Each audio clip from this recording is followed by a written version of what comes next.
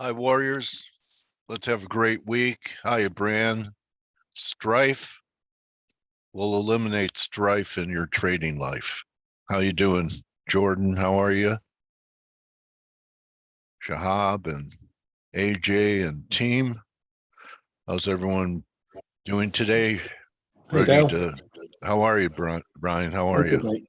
Good. Good morning, You? Coach. Everyone okay? You had a good weekend? So, Oh, yeah. all right. So, explain to me what was behind the 60 pip or so lower opening in Asia for US dollar yen.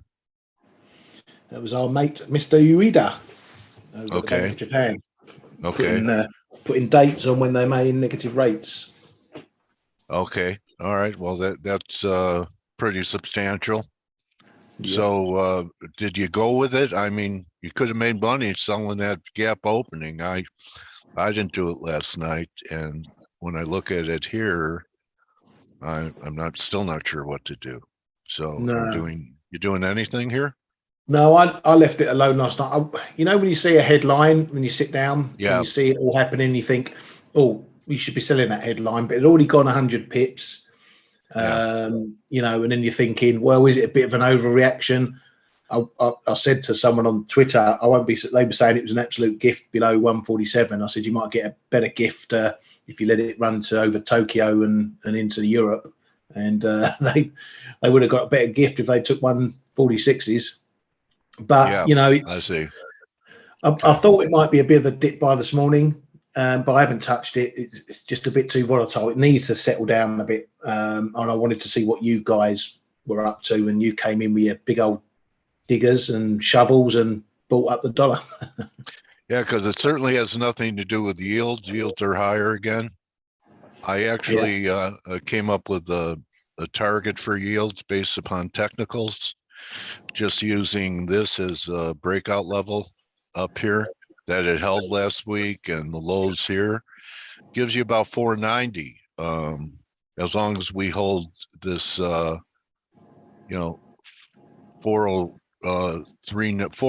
even 390 right in here. We hold the breakout. So this formation, that's what it measures, 495. Yeah.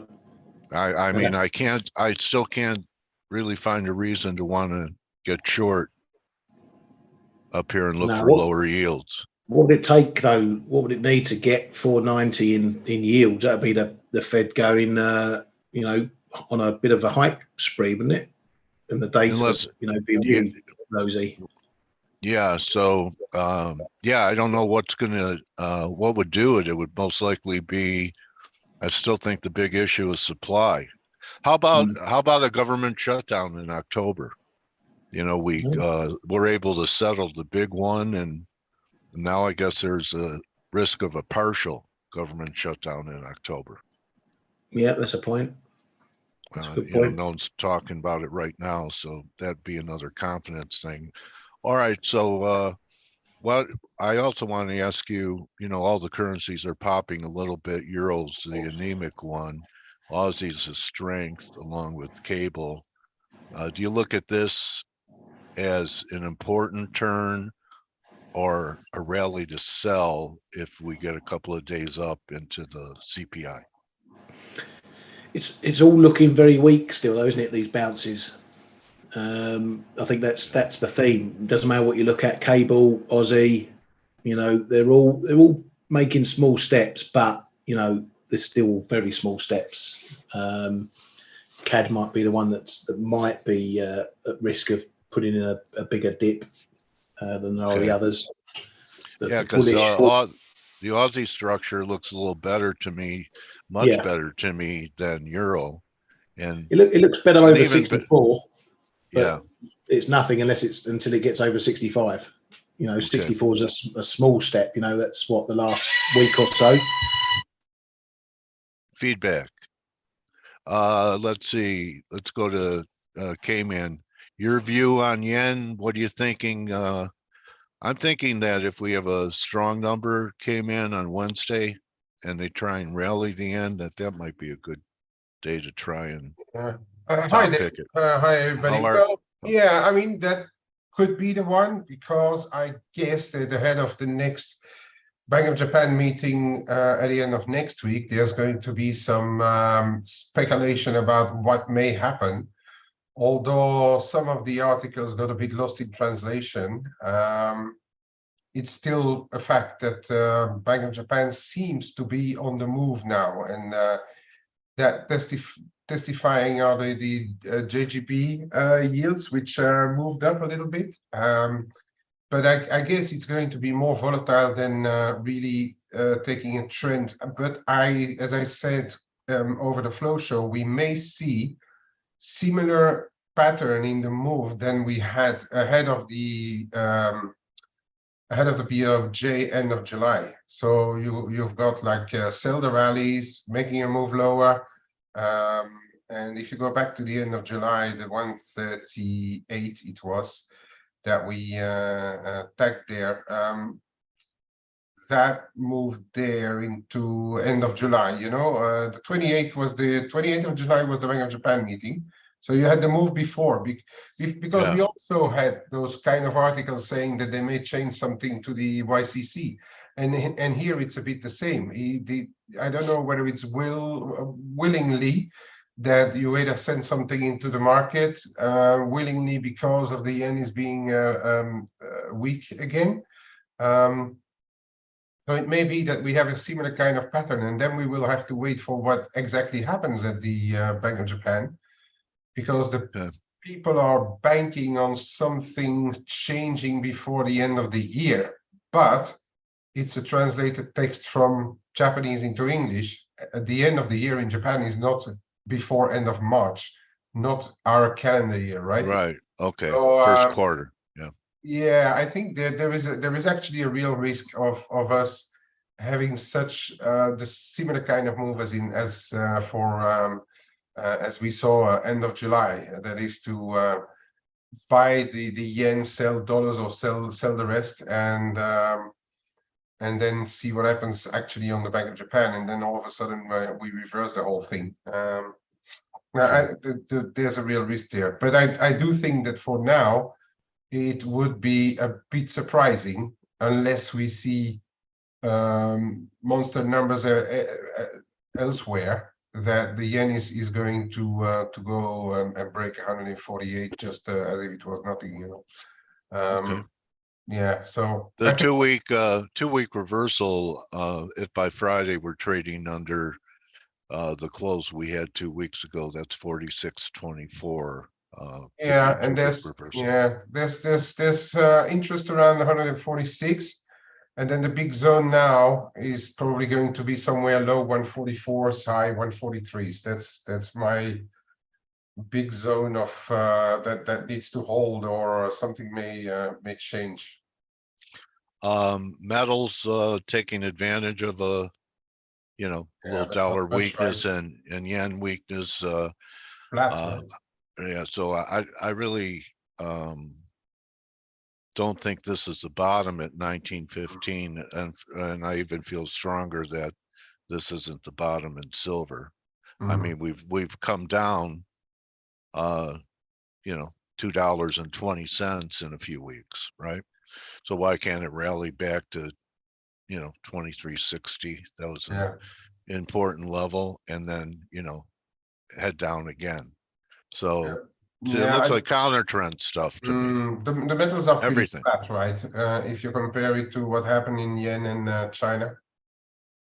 What? Because the Chinese yuan also was also on the move, yeah. Yeah. So, but the metals are pretty flat. They did not really benefit of much elsewhere, right? Yeah, I'm still negative.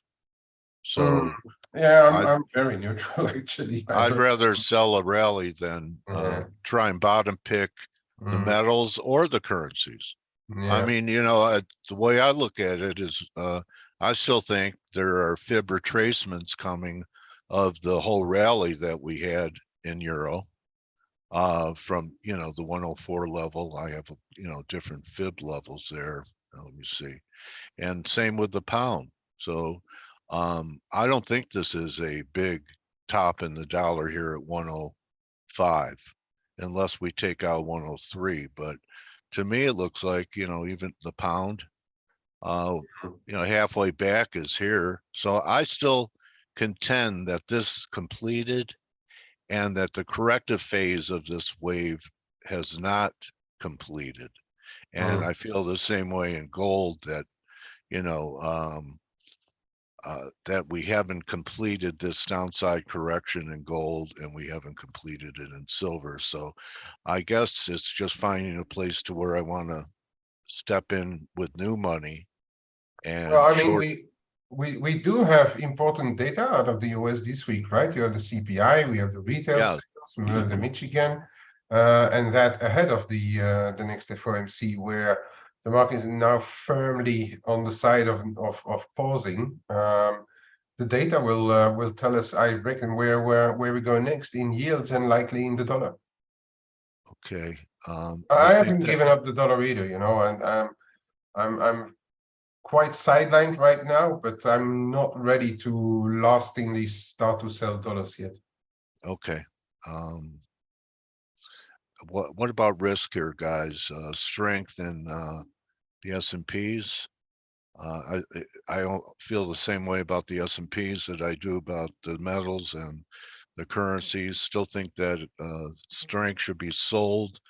This 45.01 level was big once it took it out and never came back. So may try something here, being wrong over the high at 40. So that's the way I see risk coming into this week. I'm looking to sell rallies, it looks like, when I look at everything on the board. We've got a little inverted head and shoulder pattern that's trying to play out right there in the intraday. Yeah, it should be finished just around 4,500 or just slightly above. Oh, well, okay. So it was right in here, this little left shoulder, head, right shoulder. Yeah, it's been playing out since Friday. So why don't you grab them? I know you have some thoughts. I'm thoughtless now. You're thoughtless. It's Monday morning. You can't be thoughtless Monday morning. I kind of knew last night. I go, God, I really don't know what to do next week. Because, you've had some pretty big moves in one direction. And I don't feel like, I still think there's more left to those moves, but they're also overdone. And yet I'm trying not to trade reactions against the real trend that I think is in force. So, I just have to wait for rallies to sell across the board. And we're getting the beginning of it here. And, pick your levels to do it is the way I look at the markets this week. So nothing, maybe Wednesday's a big day for some kind of inflection point on the CPI. Doesn't Jim think it's going to come in hot? Yeah, Jim Welsh of Macro Tides, he does think it's going to come in hot. He was also he pointed out the Cleveland Fed is looking at like 0.3% higher on the GDP. core level. Oh, okay. Yeah, not on core, on CPI and the headline number. Anyway, I was like, man, that's pretty aggressive. But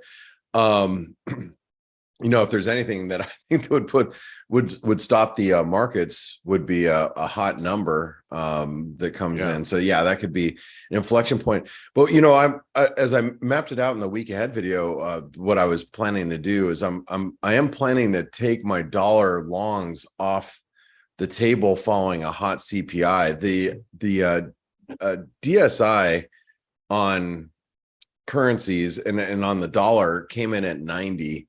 Again, this is like the second time in a row at the end of the week. So we've got a lot of dollar bullishness. So I want to ask the guys, like, what do you think, Ryan? Like, the dollar's been pretty bullish, and I know, Kman, you just mentioned a little bit about the dollar. Like, you're not ready to give up on the dollar yet, which I agree with. I'm actually buying dips in the dollar right now. Well, I'm long the dollar. I want to buy dips in the dollar, but I really think that with as bullish as the dollar is, and as much as we can see a move like this, the dollar continue higher, you know, we do have the ECB. So, I mean, would you want to take dollars off ahead of the ECB? So I don't know. What do you think there, Ryan? Not necessarily take dollars off ahead of the ECB, but more looking at that CPI report is whether you want to take dollars off. You know, if CPI is expected to go up in the headline, but down in the core, so it's going to be an interesting metric to deal with, and what the Fed want to do with that. You know, if the core comes down, but we see 3.7% headline CPI, is that does that mean that the Fed is going to be more hawkish at the FOMC? I think that's the game we're going to have to play. But I think euro dollar, I'm more inclined to be long euro dollar off that 107 area, 106.90 going into the ECB, because it is still holding as a level, and we might see a bit of positioning coming off the table, shorts covering up ahead of the risk event. So we might get a little bit of a run higher in that one.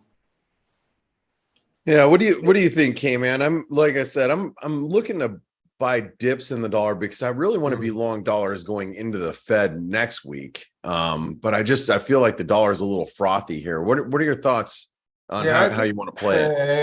Yeah, and I was also talking about this euro dollar, pretty stubborn sub 107 every time we try below there.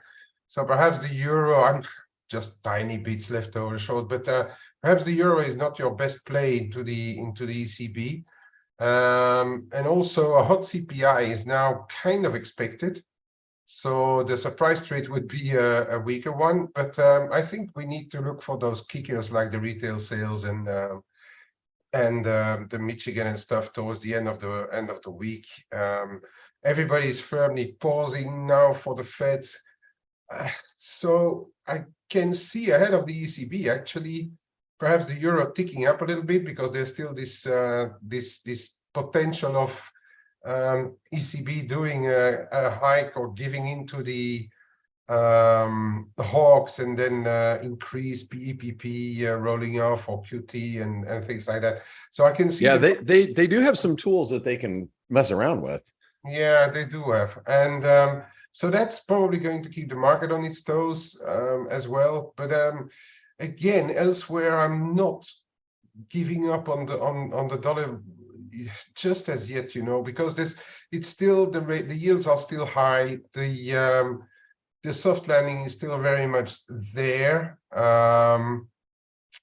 Yeah, it's going to be a volatile one, but I'm not even sure that we are going to break ranges. That's my base idea for the start of this week. So I'm much more of a range player right now, and then see where we land. I think once the ECB is done, then we will know already more. And I'm honestly, unless we get surprises on the data, my very early outlook on the Fed is that it might be a complete non-event.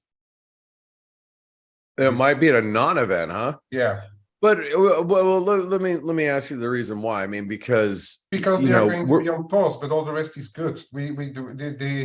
The market was looking so much for the labor market to weaken because we had those advanced indicators starting to look a bit weak.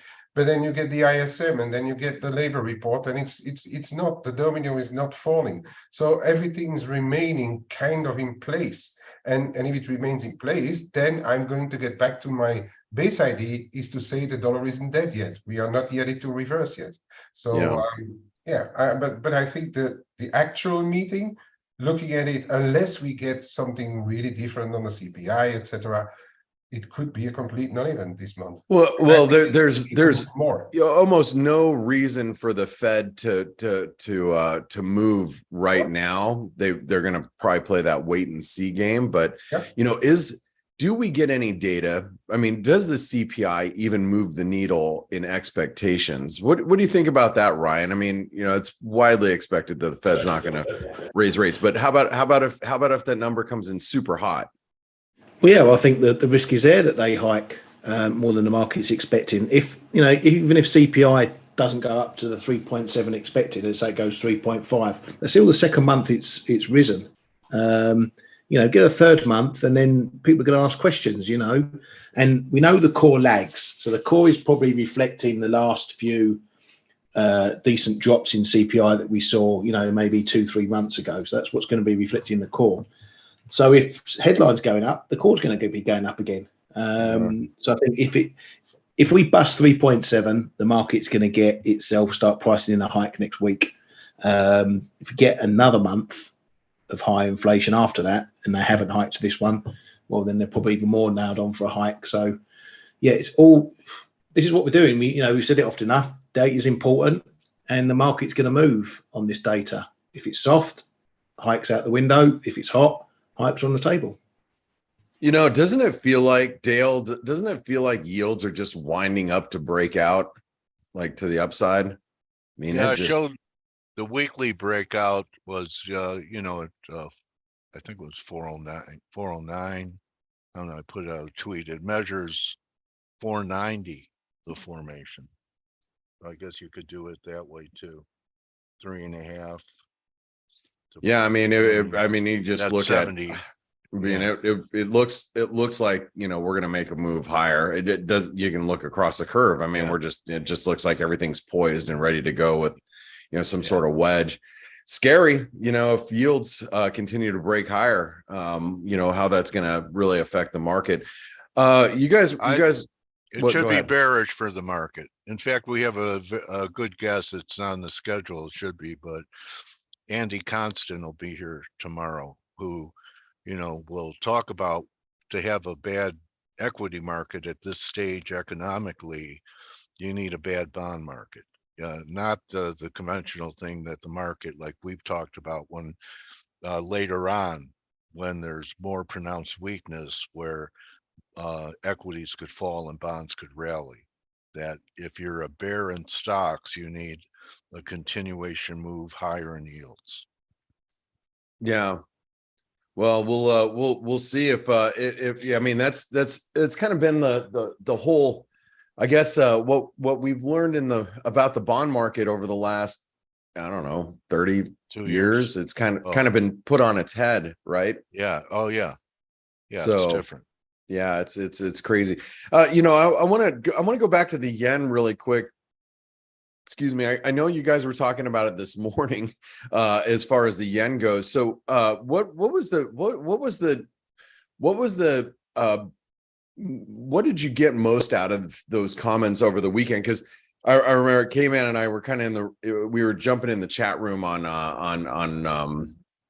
Sunday night, and Kman was trying to figure out why, you know, the market moved. And I was getting ready to, you know, I was watching some football, and then we were getting together with family. We had a family dinner that we were doing. But what was the big mover, you know, regarding this yen? Because it did gap down quite aggressively on Sunday night. And I know you guys talked about it when we first came on, but we got a lot more listeners that are listening in now. So what was it that got your attention the most, Kay? Yeah, well, that's the thing. It was the fact that he supposedly, because again, there was a second article later on, supposedly he said that they could do more hikes even after taking the rates out of negative territory, and that's what the market bought. And then, of course, you think about the JGBs, about the yields, and in Japan going higher, and the kind of flows that may bring. So it's like the fact that he confirms the normalization process underway, that really made the market tick, and that is really what the move was. And at first it was a little bit unclear, but then he did apparently say that it was still going to be a cautious move. But we all know what happened when the first times, first of all, when Kuroda started to widen the YCC, and then when Ueda widened it again. And then this morning, we already starting to have banks saying like, okay, October, they will let YCC go completely. They will abandon YCC. So It's a lot of speculation now about the speed of the normalization, and of course, I mean, the faster they normalize, the more it's going to have an impact, because the less the Japanese whales are going to go outside to buy US treasuries and stuff, for instance, but they will go back home. So that means more repatriation of Japanese yen, if you want. And let's, I think we should probably make sure that everybody understands that I mean, that's quite a big jump in expectations and timeline, because most people were thinking, well, here's the BOJ, they're going to do nothing going into the end of 2023. I think a lot of expectations have been pushed out quite a bit up until the weekend. So this, I think what you're saying here is that we should really be respecting this move. Yeah, but then again, I want to draw your attention to the fact that it's a translation from a Japanese text, and then Ueda said they want to he could make the decisions based on the data coming out towards the end of the year, including the wage next spring, which means that we are still talking about the end of the Japanese fiscal year, which is not our calendar year, but is March. So that's where the uncertainty still lies, in my opinion. That's why I just can't go blindly buy yen on this thing. Speculative. Love that look. Yeah. Love that look, Blake. I mean, falling wedge after the initial advance, divergences everywhere. That's a pretty high potential move if it comes out of here. It looks like it will. Yeah, it's definitely a setup. I don't think we should dismiss it because of the way it's wound up. It's kind of like when you get a consolidation for a long period of time. A break could be kind of aggressive here. So it's definitely something that I think we should be watching. When they narrow, what you're talking about is compression. Building up in that formation. Yeah. So, well, hey, let me ask you guys this. And I don't know if Steve is here, if he's got anything to say about like the CPI coming up, this week. I don't know if he's listening. It's hard to tell. Sometimes Steve is away from his computer or not. But let me ask you guys this: with everything that's happening this week, what is going to be what's your major play of the week? Ryan, let's start with that. Major play of the week. Trying to tie us down to something where we got a ton of events. What's front and center for you right now? What's on your front burner? What's on my front burner? In the cook's kitchen. Yeah, I'm just I'm still running cable long, US dollar CAD long, euro sterling long. So for me, I'm just to see what these events are going to bring. CPI could be a big one for the dollar. I'm thinking maybe dollar CAD, casing it on the flow show this morning, maybe just running into a bit of trouble up the top side now. Huffing and puffing a bit as we get up towards that 137. So any last runs up there, if we hold it again, I might think of tightening my stops up, maybe even thinking about a short up there.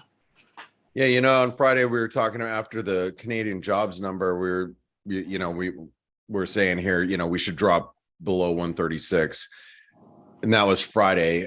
Today we're kind of getting down there. We're at channel support now, so I guess it's going to be pretty interesting to see how it reacts at these levels. This is kind of a nice little high traffic zone here in the dollar CAD here at 130, just below 136, 135.90. 135.70, excuse me. Interesting. Okay, Kman, what are you thinking for the week? Anything that's got you front and center right now? To me, my main event will be ECB, and I'm really waiting for the moment when Lagarde says that the Hawks have had their moment in the sunshine and turn her jacket around and kill the euro. But, so you think her tan's going to be fading into the winter? Well, I don't like the euro. I really don't. And if I can't be short euro dollar, I always try to be short one or the other cross. So I'm a little in euro CAD right now, as I said this morning in the room, having like really short-term stabs in it. Yeah, I still don't like the euro. EUROCAD's trading below the 200-day moving average. We're just probing it right now. So interesting. Dale, what's front and center for you as we bring on Mr. Bookvar? Front center is don't trade counter trend, Dale, and pick your spots. I think there'll be good fades after ECB, like if the euro rallies into the ECB or rallies in, or the yen rallies into the CPI. Those will be my two fades that I'm looking for this week. Awesome. All right. Stay well, with the trend. there's a Elliott wave view of the euro that we may be following here over the course of the next couple weeks down to 106. So, all right, guys. Well, Dale, I'm going to pass it over to you. I know you got Peter Bookvar here, and guys, gals, make sure you stick around. He's a great person to have, especially in this environment, to get his macro points of view. Kman, Ryan, thank you guys so much for being around, and make sure that you guys are listening to those guys during the European hours on the Flow Show, which is broadcasted here for free every day. So yeah, Dale, I'll pass it over to you, bud. If you want to be in the know, you got to watch the Flow Show. There you go. Okay. Good one. All right. All right. Thanks, so guys. Thanks, Blake. Thank you, team. Welcome, Peter. How are you?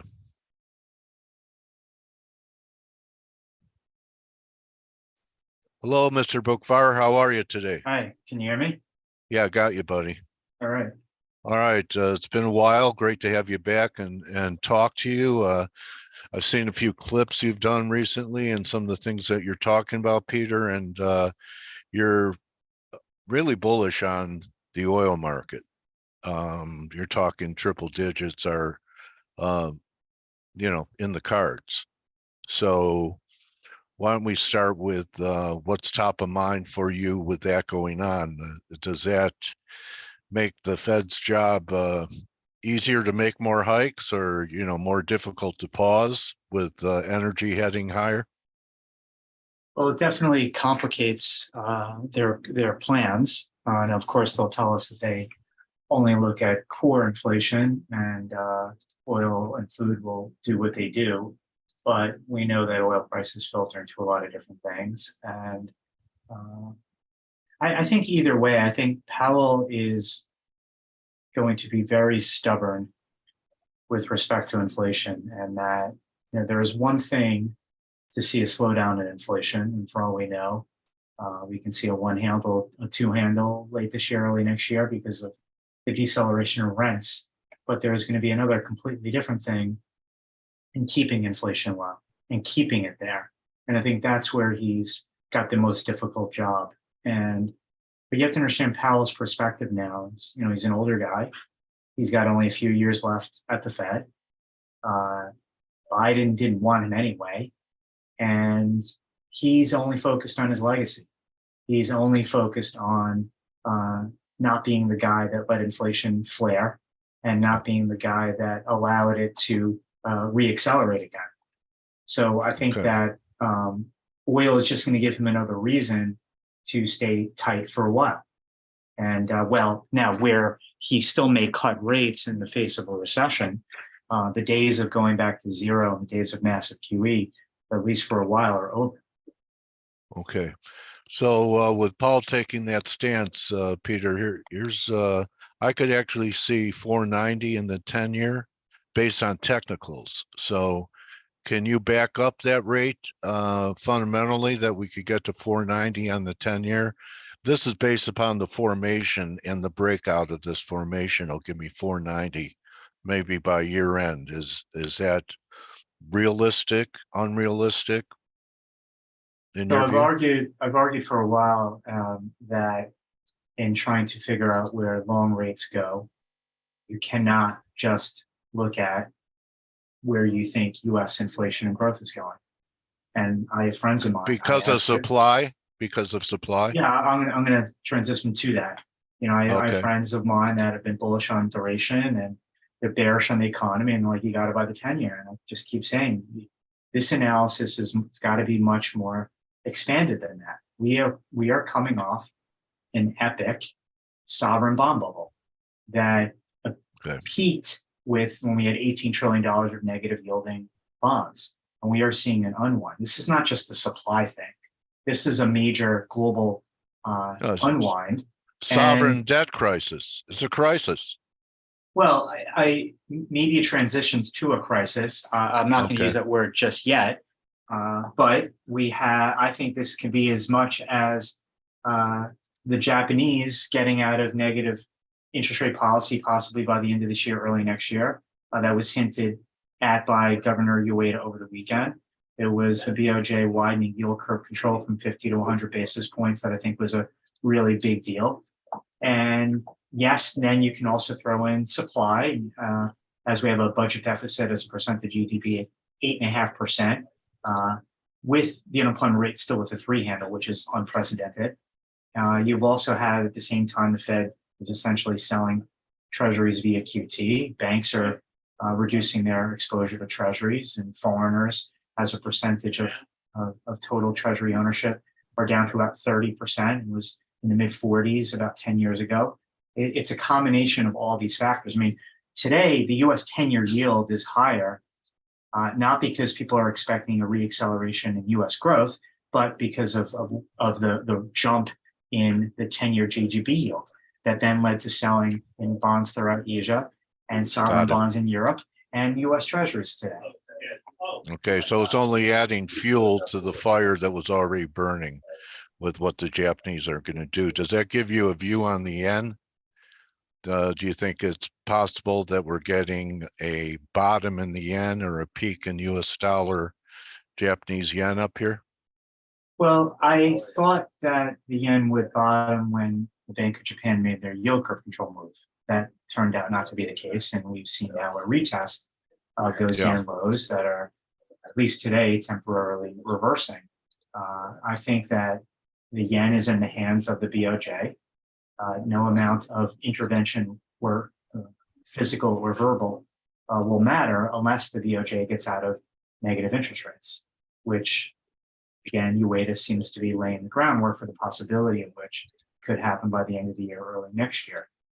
So that would lead to probably a yen rally, and that this recent weakness and sell-off is more of just a retest that will hold, and that maybe we do actually get a more sustainable yen rally. But again, it's in the hands of the BOJ. I mean, that's the thing about analyzing the FX markets is, so much is in the hands of central bankers.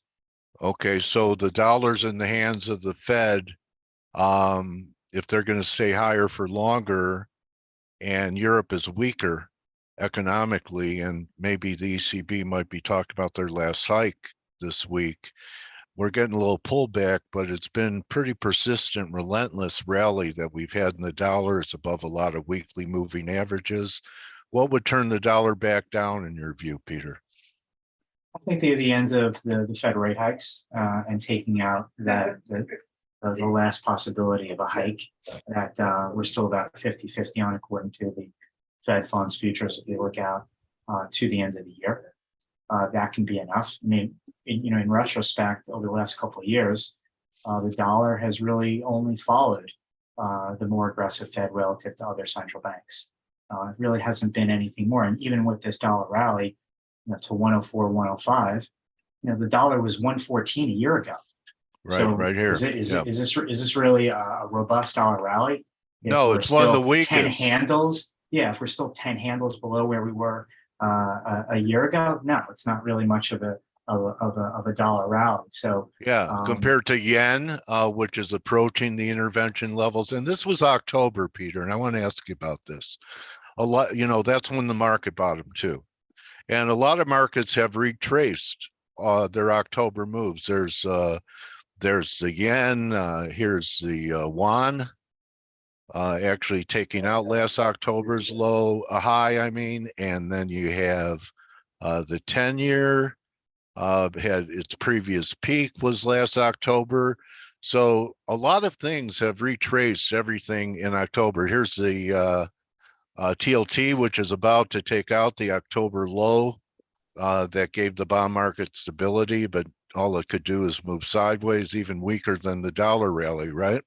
So there's got to be some type of reversion to the mean because this is where the stock market was in October. And a lot of all these other markets have already recovered everything they lost or everything they gained since that time frame. Does that mean anything to you? Hasn't the market been unusually resilient that we were at 4.3 here in the 10-year and we're at 4.3 here? I think the stock market has been kept afloat by people that don't want to miss the so-called end of the rate hike rally. People think that once the Fed is done raising interest rates, then there's an all clear sign. And I really think that has driven a lot of the rally. Yes, you can throw in AI and all the tech enthusiasm that further exaggerated it. But the second the Fed was slowing down the pace of their rate increases, when they did 4 in a row of 75 basis points, once that fourth one ended, the dollar topped and the stock market bottomed. And who doesn't want to miss, oh, the Fed is done rally, because the Fed, of course, is going to make everything fine.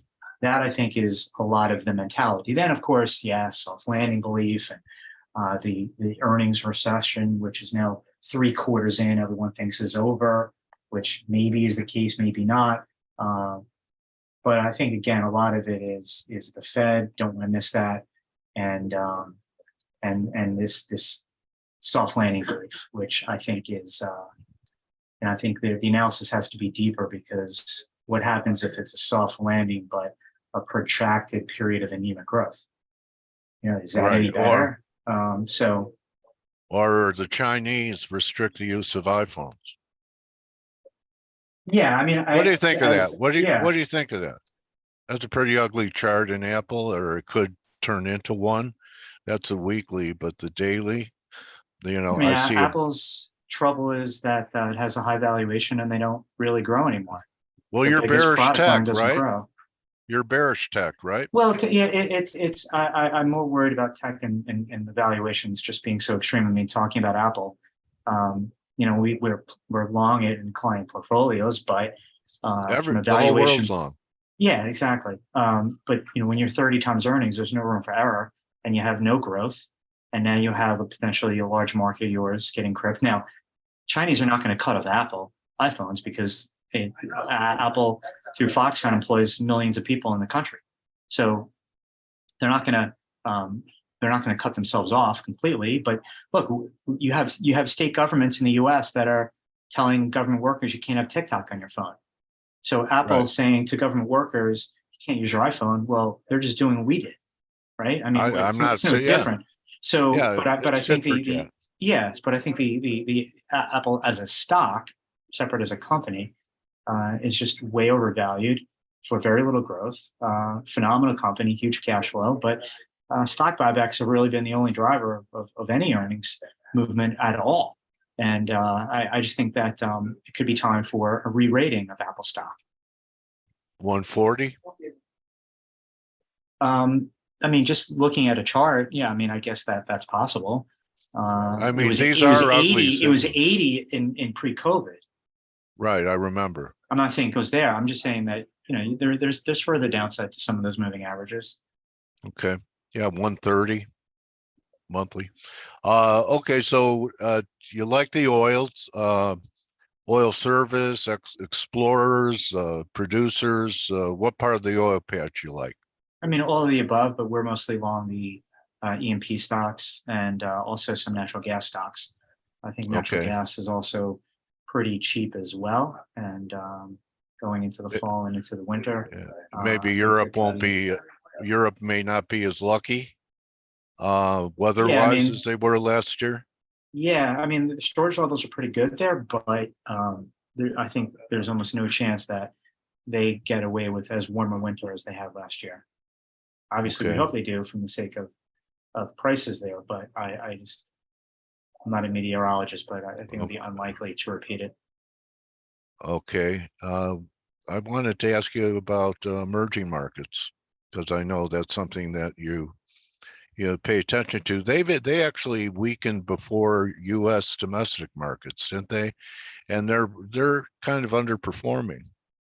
Well, Yeah, well, if China is part of that EM, we can Yeah, I explain it see. obviously with the economic data there. But and I'm going to separate out the politics of China and just look at, analyze There the it is. economy.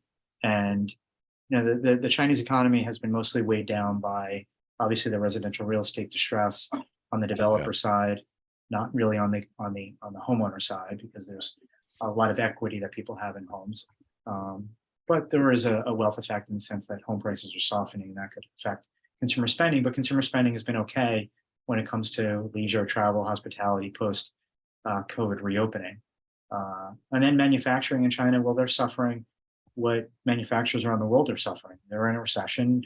The demand for goods is obviously a hangover from COVID. Do you think we're going to have the reopening trade? Because I know that you were pretty bullish on the Chinese reopening, which turned out to be kind of a, anticlimactic. It really didn't turn into anything big, but people still are waiting for. Yeah, I mean, it was okay. It was pretty good on the consumer spending side. Again, domestic travel in China is above where it was in 2019. Okay. So here we are. Yeah, so that's a pretty sharp snapback when it comes to the reopening. International travel has been more muted for regulatory reasons, but it's beginning to come back. I mean, if you look at the Macau numbers, that they've bounced back pretty nicely. Australia's tourism industry the other day said that international travel from China is back to about 60% of 2019 levels in Q2. That was up from 40% in Q1. So I do think that that part of the Chinese economy is snapping back rather quickly. But like I said, manufacturing is global, and they're under stress as just the rest of the world is. And they're obviously dealing with a property unwind that COVID or no COVID was going to happen anyway. I think that they've taken steps lately to lower down payment requirements that has led to a lift in the demand for housing. So maybe that helps to stabilize. I mean, you can buy a house in the US 3% down. 3%. Not anymore. Well, yeah, you can through FHA. Okay. If you're in China, if you were looking to buy a place in the major cities, their down payment requirements were 30 to up to 80%. Now it's about it's either 40 to 30 to 30 to 20. I can't remember what I read. But yeah, no leverage. There's still a lot of equity that people have to come up with. But even that small tweak brings more demand. So the thing we need to see is some of the stabilization. But look at iron ore prices, and half the demand for iron ore comes from China. And today on the loan data news out of China, you have iron ore prices at the highest level since March all of a sudden. Okay, so they're building. So from an economic standpoint, China's not collapsing. It's a big place, and all it needs to do is somewhat stabilize.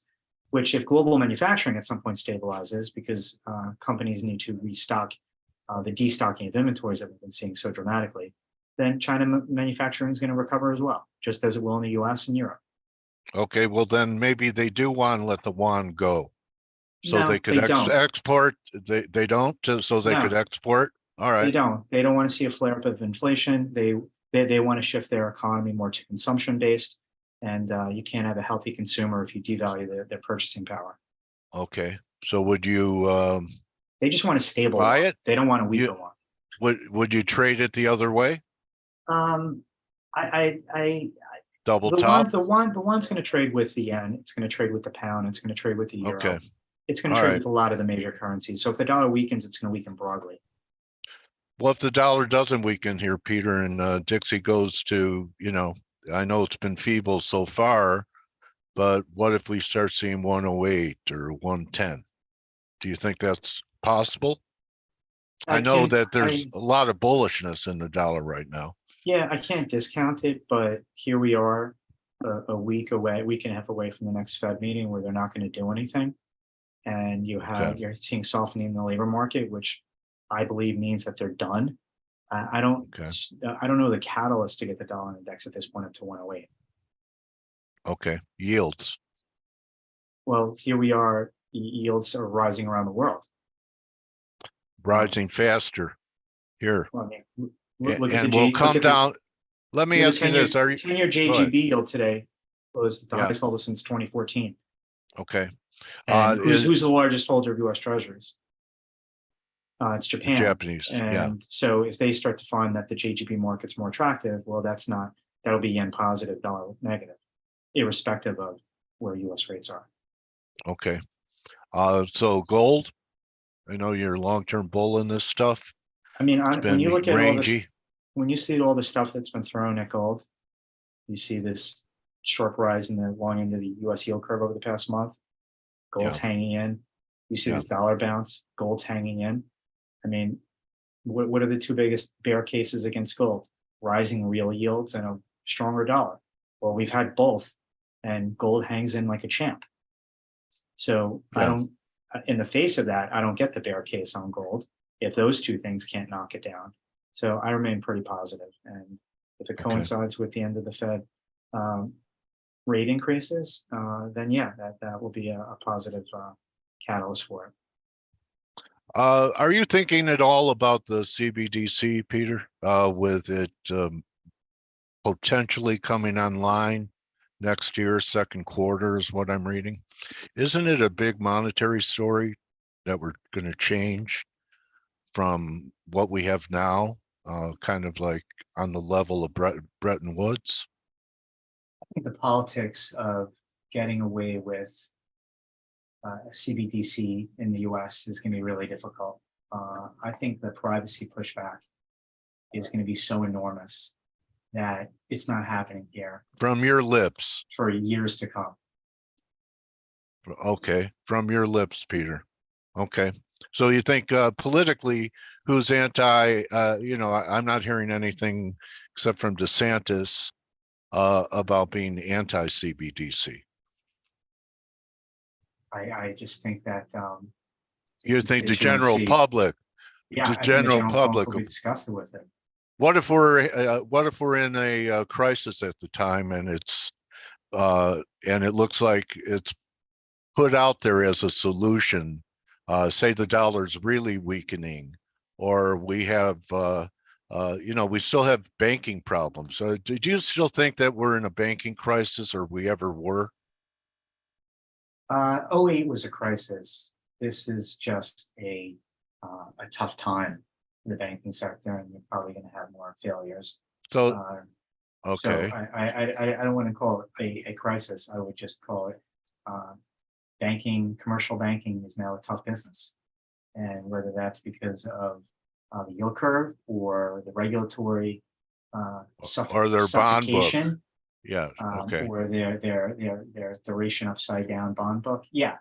I just think that it's a tough business right now rather than a crisis. Okay. But being a tough business means that you lend less, and that chips away at the access to capital for small, medium-sized businesses. Well, I don't know. I personally think that there's a possibility that this was by design, and like you talk about the pushback in CBDC, and I agree there will be, but if people are in fear mode because we have markets that are radical and not in taking down their 401ks, and it's offered as a solution, is the way to push back against the pushback.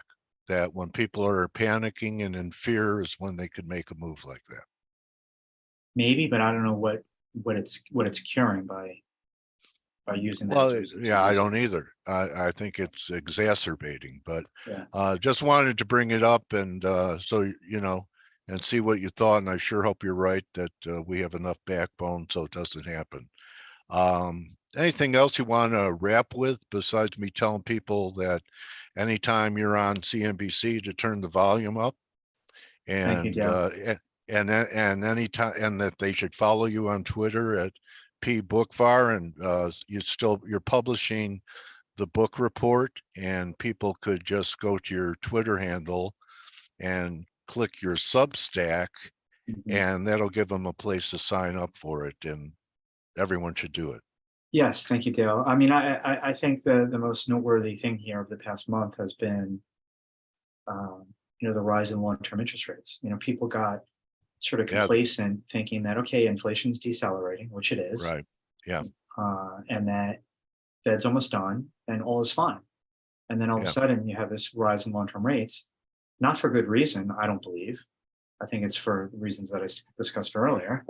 And that really complicates the story here. You know, the 10-year yield today is rising to almost 430, not because there was some great economic data point today. It was because of what went on in the GBP market. So would you tell people to be careful, you know, in their indexes and spiders and everything here, that it might be a good time to think about return of capital rather than on capital? The S&P was trading at 15 times earnings. I'd be worried less. With it trading at 20 times multiple, with yields doing what they're doing, I'm worried more. Okay. And should people go out and mortgage their house and buy NVIDIA calls?